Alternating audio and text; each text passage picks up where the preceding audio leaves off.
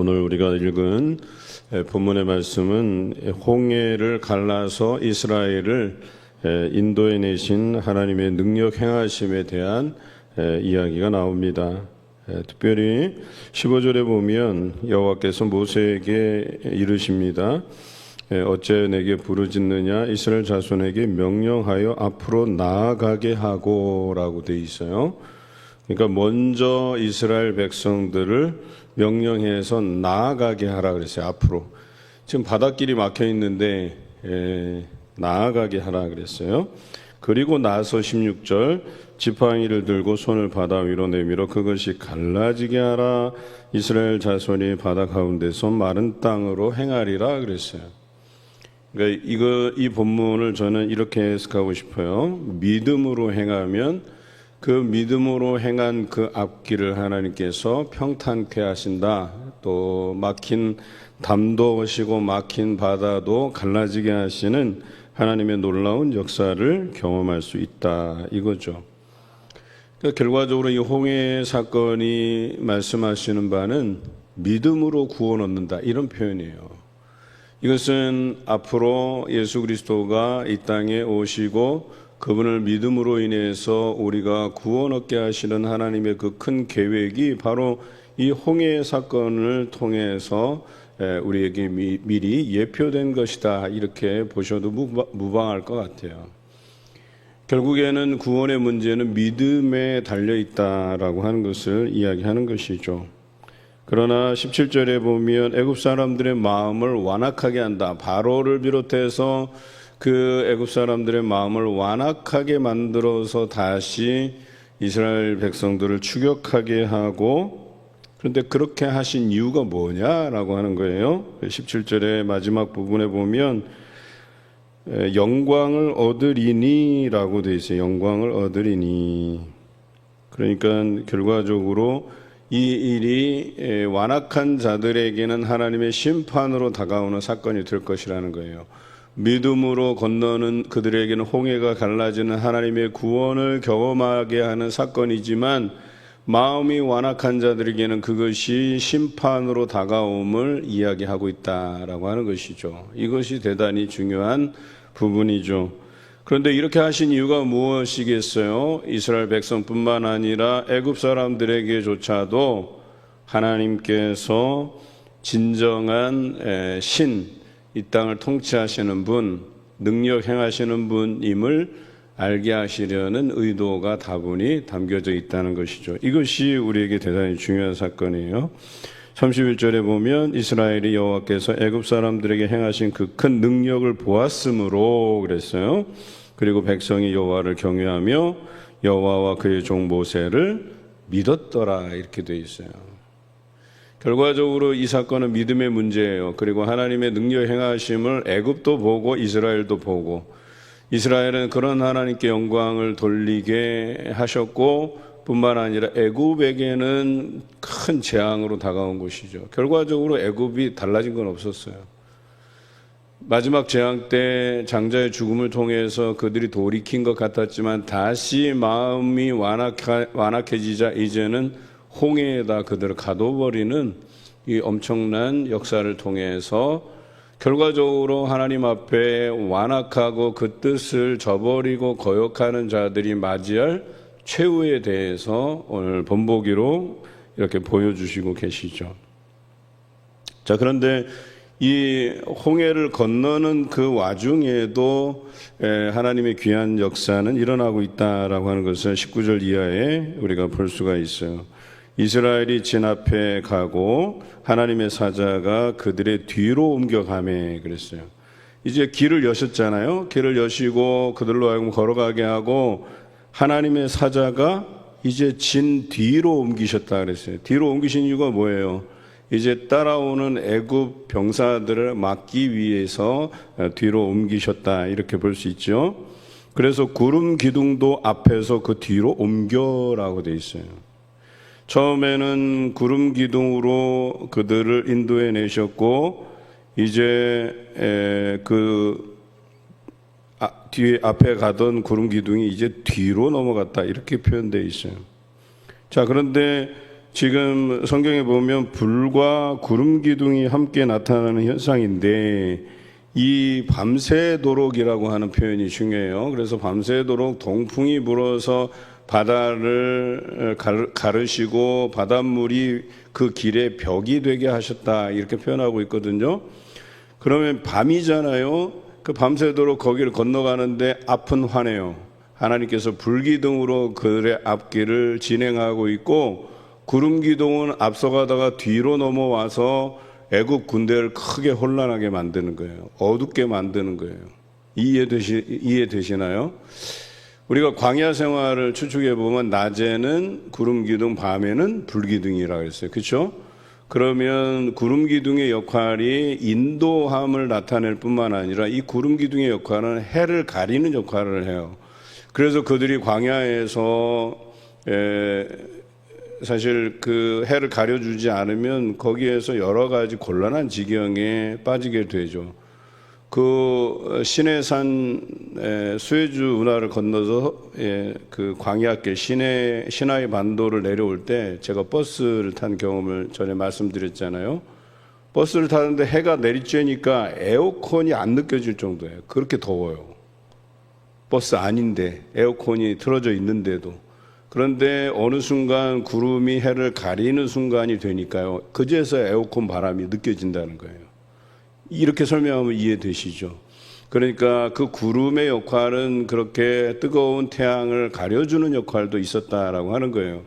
그렇다라고 하면 우리가 밤에도 달빛이 환하게 비춰주면 그래도 그렇게 어둡지 않아요. 그러나 이 구름 기둥의 역할이 뭘 한 거예요? 그 밤에 달도 가려버린 거예요. 한마디로. 그러니까 애굽 진영에서는 제가 지금 말씀드리는 건 논리적인 것으로만 설명드리는 게 아니에요. 이 일을 행하신 분이 하나님이시다라고 하는 거예요. 그래서 저들 진영에는 어지러워요. 어두워요. 앞이 보이지 않아요.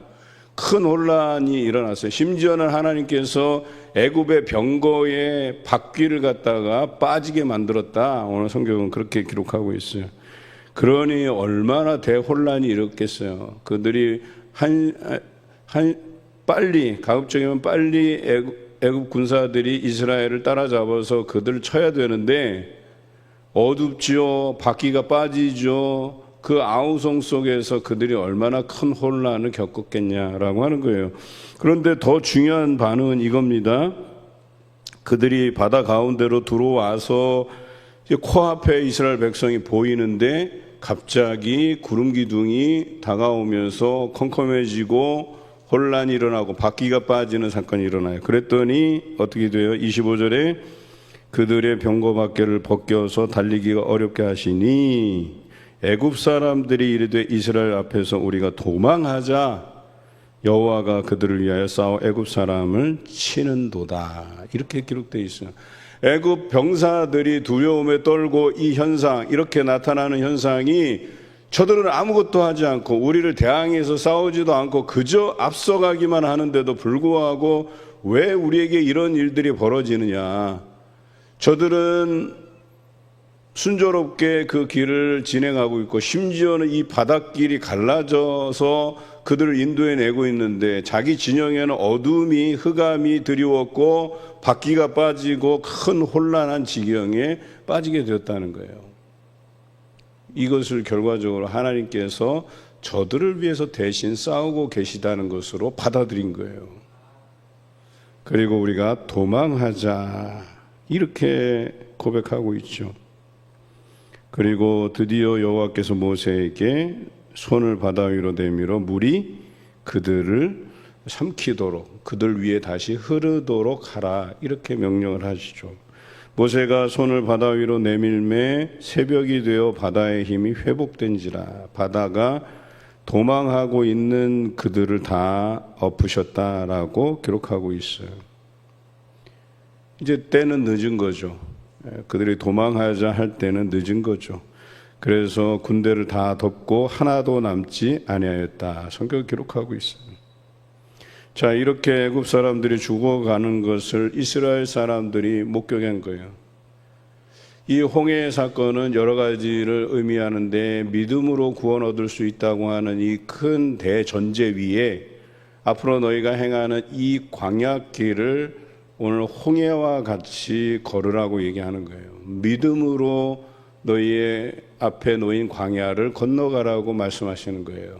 하나님께서 구름 기둥 불 기둥으로 인도하셨듯이 동일하게 너희 백성을 구름 기둥 불 기둥으로 인도해 갈 것이라고 하는 것을 미리 보여주신 사건이에요. 이게 얼마나 대단한 사건인지 모르겠어요. 그리고 광야에서 이들의 믿음 없음과 다시 하나님께 회개하고 넘어지고 회개하고 넘어지고 회개하고 이 반복적인 사건을 통해서 결과적으로는 뭐예요? 이 바로와 같이 그 완악한 마음을 버리지 못하는 세대는 세례강을 건너가기 전에 다 하나님이 정리하시고 가데스 바네아에서 20세 미만의 사람들만 이 광야에서 나고 자란 세대들, 그래서 그들이 하나님 앞에 날마다 믿음으로 고백하며 주신 것에 감사하며 살아간 그들만 약속의 땅 가나안에 들어가게 하셨다는 이 부분이 대단히 중요한 거예요. 보통 이스라엘에는 노역을 하거나 군대에 징집되어 나가거나 하는 나이가 20세 이상이에요. 그러니까 20세 미만의 사람들은 노역도 하지 아니하였고 오직 하나님만 바라보는 세대였었어요. 그들이 함께 나와서 광야에서 오직 하나님만 바라보면서 살아간 세대예요. 광야에서 먹고 자란 세대. 그러나 그 20세 이상이 된 이들에게는 뭐예요? 애굽에서 노역을 하면서 거기에서 애굽의 풍부함을 보았고 그 풍족함 안에서 노예 생활이었지만 그 품삯을 받고 결혼하고 또 거기에서 고기도 먹고 부추도 먹고 뭐 이런 세대 아니겠어요? 그러나 그들이 광야에 나와서는 어려움을 당할 때마다 옛것을 추억하는 거예요. 아, 그때가 좋았는데 애굽으로 돌아갈 걸 왜 우리를 광야에 여기까지 내몰아서 여기서 죽게 하느냐. 이런 반복적인 역사가 광야의 역사예요. 결과적으로는 이스라엘과 바로의 모습을 견줄만 한 거죠.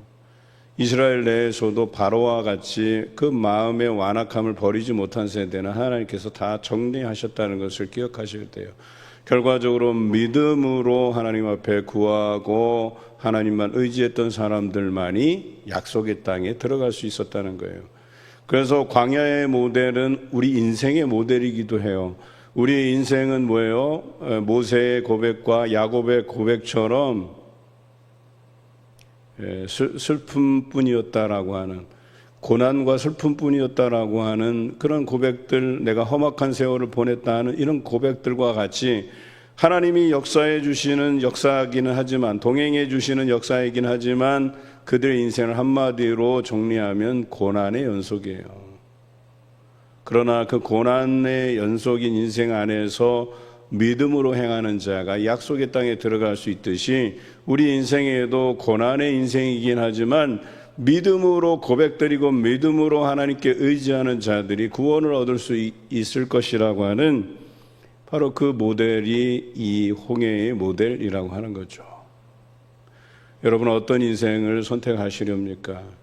그래도 내가 좀 더 화려했고 좀 더 영광스러운 과거, 그때를 추억하면서 자꾸 옛날로 돌아가려고 하는 어리석은 생각들로 살아갈 것입니까? 아니면 미래를 향해서 내가 이 고난 중에서도 믿음으로 하나님께 의지하면서 나아가시렵니까?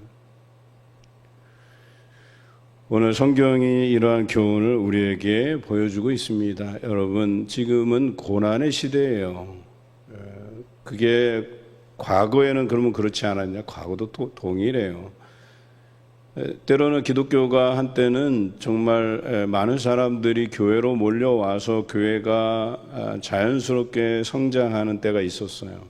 그래서 교회가 교회의 본질을 지키고 정말 예배만 열심히 잘 드려도 교회가 부흥하는 한때가 있었어요. 그러나 지금은 어때요? 뭐 각종 프로그램과 사역들을 다 도입해도 그것으로 교회가 부흥하기 어려운 시대를 살아가고 있어요. 오직 말씀을 붙들고 믿음으로 살아내야 되는, 과거와는 달리 진정한 믿음의 소유자들을 하나님이 찾으시고 진정한 예배자들을 찾으시는 시대가 되었다는 거예요. 우리의 마음의 완악함으로는 더 이상 하나님이 약속하신 천국에 들어가지 못하는 그런 시대를 우리가 살아가고 있다는 사실을 명심하시기 바라요. 이제는 믿음의 시대입니다. 믿음 없이는 하나님이 행하시는 길을 따를 수가 없어요. 자기 십자가를 질 수가 없는 그런 시대를 맞이했어요. 이제는 양과 염소를 구별하는 시대이고 알곡과 가라지를 구별하는 시대임을 기억하시기 바라요. 이 땅에 하나님께서 참된 예배자들을 찾으시고 알곡을 찾으시고 양들을 분별해 내시는 그런 시대를 우리가 살아가고 있음을 기억하시고 우리는 이스라엘 백성들과 같이 하나님을 바라보고 그 역사를 목도하며 믿음으로 하나님께 영광을 올리는 그런 세대로서 살아가시기를 주님의 이름으로 기원합니다.